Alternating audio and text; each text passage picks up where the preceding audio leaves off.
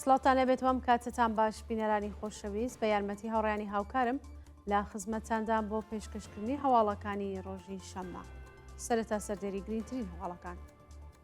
پشتیوانی گروپی شاخەوانی چلچەممە لە ڕۆژاوای کوردستان، ڕەفاندنی دوو شارۆمەند لە پیرانشار، هێرشی تۆریستانی سەر بە تورکیا بۆ سەر کۆبانی و منبێج، شەڕ و پێکدادانی نێوان پێشمەرگەی ڕۆژ و شەروانانی شەنگاڵ، ڕەزامەندی دادگستەری تورکیا لەگەڵ دیداری نوێنەرانی دەمپارتی لەگەڵ عەبدوڵڵا ئۆجەلان، داواکاری ڕێکخراوی لێبوردنی نێودەوڵەتی بۆ ئازادی ڕۆژنامەوانان لە باکووری کوردستان، بانگشتی پەیام دەرەفشان بۆ دادسەرای کەرەج و سەپاندنی سزای زیندان بەسەر ئەمان جەلالی نژاد لە ئەهواز.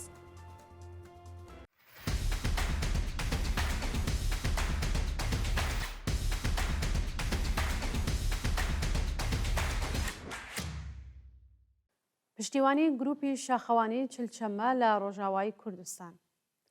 ڕۆژی هەینی هەفتی بەفرانبەر ئەندامانی گروپی شاخەوانی چلچەممەی سنە لە کۆبوونەوەیەکدا پشتیوانی خۆیان لە ڕۆژاوای کوردستان ڕاگەیاند. ئەرتەشی تورکیە و گروپە جیهادیەکانی سەر بە وڵاتە هەر ڕۆژە هێرش دەکەنە سەر ڕۆژاوای کوردستان و بەرپرسانی دەوڵەتی تورکیە بە ئاشکرا باس لە داگیرکردنی ئەو بەشەی کوردستان دەکەن. بەرخۆدانی بێوێنەی شەروانان تا بە ئەمڕۆ شکستی بە هێرشەکان هێناوە، بەڵام ڕۆژاوا پێویستی بە پاڵپشتی جیهانیە و خەڵکی پارچەکانی دیکەی کوردستانیش بە پەرۆشەوە چاو لە ڕووداوەکانی ڕۆژاواتەکەن. لەو پەیوەندیەدا گروپی شاخەوانی چلچەممەی سنە لە کۆبوونەوەکەیدا وێڕای مەحکومکردنی هێرشەکانی دەوڵەتی تورکیا پشتیوانی خۆی لە بزوتنەوەی ڕزگاری خوازی ئەو بەشەی کوردستان دەربڕی و خوازیاری کاردانەوەی کۆمەڵگای جیهانی بەرامبەر بە پێشێلکاریەکانی دەوڵەتی تورکیە. ڕەفاندنی دوو شارۆمەند لە پیرانشار. ڕۆژی هەینی حوتی بەفرانباری 1403 دوو هاوڵاتی خەڵکی گوندی پەسوێی سەر بە پیرانشار بە ناوەکانی ئارام محەممەدی و بێهزاد مەحموودی لەلایەن هێزە ئەمنیەتیەکانەوە دەست بەسەر کرا. بەپێی زانیاریەکان، هێزە ئەمنیەتیەکانی ڕژیم بەبێ بەڵگەی قەزایی هێرشیان کردوەتە سەر ماڵی ئەو دوو هاوڵاتیە و بە تونند و تیژیەوە دەست بەسەریان کردوون. لە ڕۆژانی ڕابردووشدا چەندین شارۆمەندی دیکە لە شارەکانی جوانڕۆ، بۆکان، دیواندەرە و سنە لەلایەن ئیدارەی ئیتلاعاتەوە دەست بەسەر و چارەنووسیان بە ناڕوونی ماوەتەوە. هێرشی تروریستانی سەر بە تورکیا بۆ سەر کۆبانی و منبێج. ڕۆژی هەینی حوتی بەفرانبار گروپە جیهادیەکانی سەر بە دەوڵەتی تورکیا لە میحوەرەکانی کۆبانی و تەلعافر لە منبێج هێرشیان کرد سەر شەروانان، بەڵام پاش شەڕێکی قورس ناچار بە پاشەکشێ بوون. بەپێی زانیاریەکان، شەروانانی یەپەگا وای یەپەژە بە درۆن و چەکی قورس وەڵامی هێرشەکانیان داوەتەوە و چواردە چەکداری ئیسلامگەراکان کوژراون و دەیان کەسی دیکەش بریندارکراون. لەلایەکی دیکەوە ئۆتۆمبیلێکی بۆم ڕێژکراو لە بەردەم بارگای تیرۆریستان لە منبێژ تەقیوەتەوە و زیانێکی زۆریان پێگەیشتووە. هاوکار لەگەڵ هێرشی تەرۆریستان، ئەرتشی داگیرکەری تورکیەش گوندەکانی دەوروبەری تەلتەمەر و کۆبانی تۆپباران کردووە، بەڵام زیانی گیانی بە شەروانان نەگەیشتووە. شەڕ و پێکدادانی نێوان پێشمەرگەی ڕۆژ و شەروانانی شەنگاڵ. ڕۆژی هەینی حوتی بەفرانبار هێزەکانی پێشمەرگەی ڕۆژ لە هەرێمی کوردستان هێرشیان کرد سەر شەروانانی یەپەشە لە شەنگاڵ و سێ شەروان بریندار بوون. قەدیر شێخمیمی سەرۆکی پێشمەرگەکانی ڕۆژ پشتڕاستی کردوەتەوە کە هێزەکانیان لە ناوچەی سیسۆن، خانسۆر لەگەڵ شەروانانی پاراستنی شەنگاڵ پێکدادانیان بووە و لە ئەنجامی ئەو شەڕەدا سێ شەروان بریندار بوون. ناوبراو هەروەها وتی پێکدادانەکە کۆتایی پێهاتووە، بەڵام ئاستی گرژی و ئاڵۆزی لەسەرەوەیە و ئەگەری ڕووبەڕووبوونەوەی دووبارەیان لە ئارادایە. ڕەزامەندی دادگستەری تورکیا لەگەڵ دیداری نوێنەرانی دەمپارتی لەگەڵ عەبدوڵڵا ئۆجەلان. ڕۆژی هەینی حوتی بەفرانبار وەزارەتی دادگستەری تورکیا لەگەڵ دیداری نوێنەرانی حزبی دەمپارتی لەگەڵ عەبدوڵڵا ئۆجەلان ڕەزامەندی نیشاندا. پێشتر دەوڵەتی باخشەلی باسی لە ئازادی ئۆجەلان بە مەرجی هەڵوەشانەوەی پەکەکە کردبوو. نوێنەرانی دەمپارتیش بۆ ئەوەی پرسی کورد لە تورکیا چارەسەر بکرێت و پرۆسەی ئاشی لە وڵاتە دەست پێ بکات چەند جار داوای چاوپێکەوتنیان لەگەڵ عەبدوڵڵا ئۆجەلانیان کردبوو. ئێستا وەزارەتی دادگستری تورکیا لەگەڵ داخوازی نوێنەرانی دەم پارتی ڕەزامەندی نیشانداوە بڕیارە لە ڕۆژانی داهاتوودا ئەو دیدارە لە ئێمرالی ئەنجام بدرێت.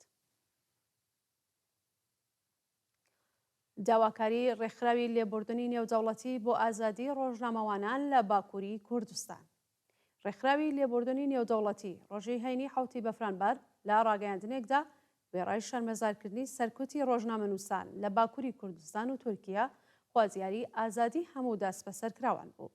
ڕێکخراوی لێبوردنی نێودەوڵەتی بە ئاماژەدان بە تیرۆری دوو ڕۆژنامەوان بە ناوەکانی جیهان بیلگین و نازم داشتان لەلایەن دەوڵەتی تورکیەوە و هێرشی پۆلیس بۆ سەر کۆبوونەوەی ڕۆژنامەوانی ڕاگەیاند.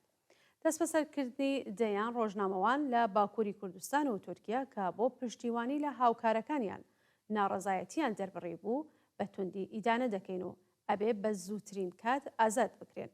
جگە ئاماژەیەکە لە ڕۆژانی ڕابردوودا 59 ڕۆژنامەوان لە تورکیا و 10 ڕۆژنامەنووس لە باکووری کوردستان لەلایەن پۆلیسی ئەو وڵاتەوە دەست بەسەرکراون. بانگێشتی پەیام دەرەفشان بۆ دادسەرای کەرەج. پەیام دەرەفشان پارێزەری 6 بەندکراوی پەروەندەی ئیکباتان لەلایەن دادسەرای کەرەجەوە بانگێشکرا. بە پێ ڕاگەیاندنی دادسەرای کەرەج پەیام دەرەفشان بە بێڕێزی بە مەئەموران و بەرپرسانی ڕژیم هەروەها بڵاوکردنەوەی پرۆپاگەندە و تەبلیغاتیی نظام تۆمەتبارکراوە بڕیارە لە ڕۆژانی داهاتوودا وەڵامی پرسیارەکانی دادستانی لە قەی 11 دادگای ئینقلابی کەرەج بداتەوە. سەپاندنی سزای زیندان بەسەر ئامان جەلالی نژاد لە ئەهواز. ئامان جەلالی نژاد معلمی بەندکراوی خەڵکی ئەهواز لەلایەن دادگای ئینقلابی و شارە بە 3 ساڵ و 6 مانگ زیندان مەحکوم کرا. پەروەندەی ئامان جەلالی نژاد ڕۆژی 3 سەرماوەزی ئەمساڵ ڕەوانەی لەقی 102 دادگای گشتی و ئینقلابی ئەهواز کرا. لە ڕۆژانی ڕابردووشدا ئەو چالاکە سنفیە هاوڕێ لەگەڵ 2 بەندکراوی دیکە بە پێبەندی ئێلکترۆنیەوە ڕەوانەی دادگا کرابوون. قازی دادگا بەبێ سەرنجدان بە بەڵگەنامە و بەرگریەکانی ئەو چالاکە سنفیە سزای 3 ساڵ و 6 مانگ زیندانی بەسەریدا سەپاندەوە. دۆخی خراپەی تەندروستی ئارەزوو بەدری لە نەخۆشخانەی وەلیعەسری تاران. بەپێ راپۆرتی دادەبان دۆخی تەندروستی ئارەزوو بەدری قوربانی یاسای حیجابی ئیجباری لە مازەندەران ناجێگیرە و توانایی بە پێوەستان و پیاسەکردنی لەدەستاوە. بەوتەی پزیشکانی نەخۆشخانەی وەلیعەسری تاران ئارەزوو بەدری لە کەمەر بۆ خوارەوە فەلەج بووە و ناوەندامنیەتیەکان بە مەبەستی وەرگرتنی ڕەزایەتنامە بنەماڵەکەیان خستووەتە ژێر گوشار. 5 مانگ لەمەوبەر پۆلیسی شارستانی نور لە پارێزگای مازەندەران بە بیانووی تووڕزانی حیجابی ئیجباری تەقەیان لە ئۆتۆمبیلی ئارەزوو بەدری کردو و ئەو ژنە گەنجە فیشەکی بەر بڕبڕەی پشتی کەوتۆ فەلەج کراوە.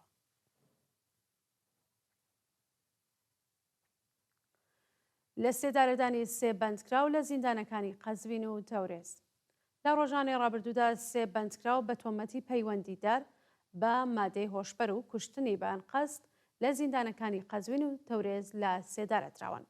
بەپێ راپۆرتی کانونی مافی مرۆڤ ئێران بەندکراوێک بە ناوی حەبیب پورنەقی تەمەن 52 ساڵ بە تۆمەتی کوشتنی بەیان قەست لە زیندانی تەورێز ئێعدام کراوە.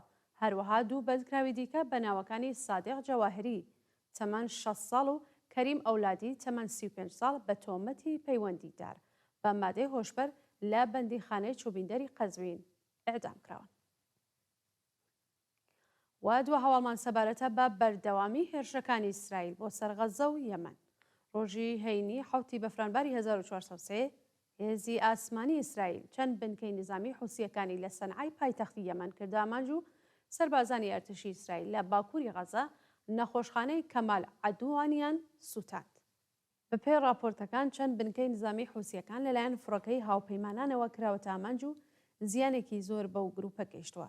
هەرچەند ڕێژەی زیانە گیانیەکان ئاشکرا نەکراوە، بەڵام دەنگی چەند تەقینەوەی بەهێز لە نزیک فڕۆکەخانەی سەنعا بیستراوە. لەلایەکی دیکەوە سەربازانی ئیسرائیلی کادری دەرمانی نەخۆشخانەی کەمال عەودان لە باکووری غەزەیان لەسەر کار دەرکردووە و پاش ڕوودکردنەوەی برینداران و کادری دەرمان نەخۆشخانەکانیان سوتاندووە. هەندێک لە سەرچاوەکانی هەواڵ باس لە کوشتنی چەندین کەس دەکەن، بەڵام ئەو هەواڵە هێشتا پشتڕاست نەکراوەتەوە. بەڵە بینەرانی خۆشەویست هەواڵەکانتان پێشکەشکرا ئەرشاد و بەختەوەرش.